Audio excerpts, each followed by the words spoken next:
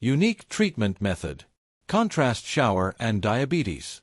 Diabetes, like any common disease, is actively discussed by patients and is surrounded by myths about the causes, course of the disease, and its treatment. But among the huge number of theories, advice, and opinions, it is rare to find a story based on real observations that has stood the test of time and the scrupulousness of medical thought. In this scientific story, I will try to present a unique approach to diabetes therapy, the contrast shower method, which was described in the diaries of my ancestors, famous doctors who dedicated their lives to finding non-standard solutions in medicine. At the beginning of the 20th century, when endocrinology was just becoming an independent field of medicine, diabetes was considered a death sentence, especially in the case of type 1.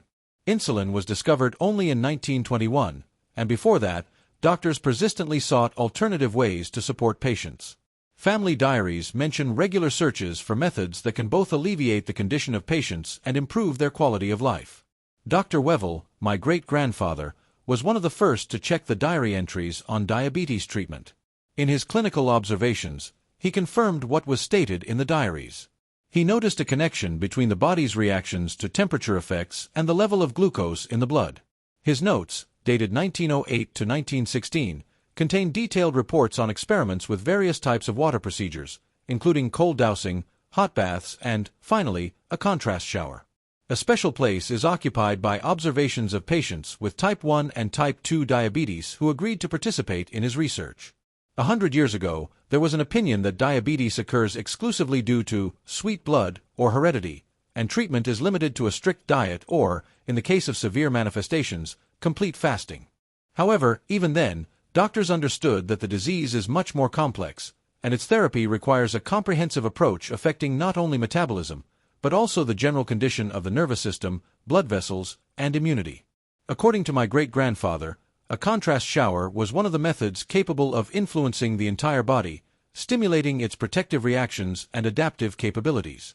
In his notes, he noted, alternating heat and cold leads to a short-term release of adrenal hormones, which significantly affects the blood sugar level and the patient's mood.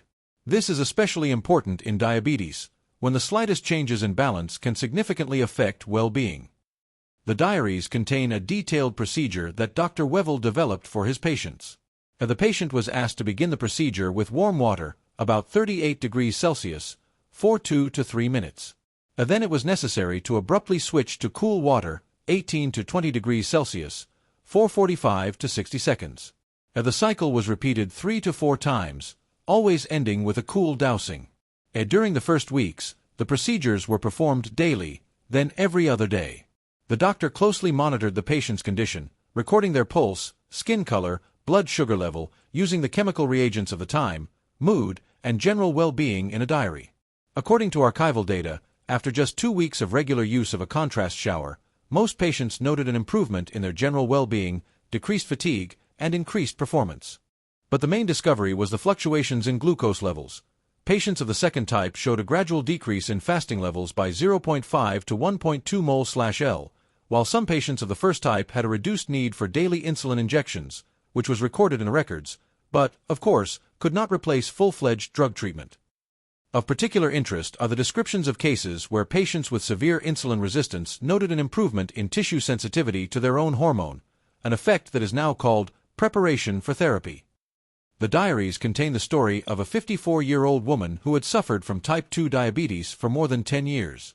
After 2 months of contrast procedures, her glucose level dropped from 9.4 to 7.3 mol/L, and her health improved noticeably. Doctors tried to explain the effect of a contrast shower through the prism of the physiology of that time. They believed that a rapid change in temperature stimulates the work of blood vessels, increases tone, and promotes the activation of metabolic processes. The diaries contain entries. The body learns to quickly adapt to stress, and this, perhaps, trains sugar regulation.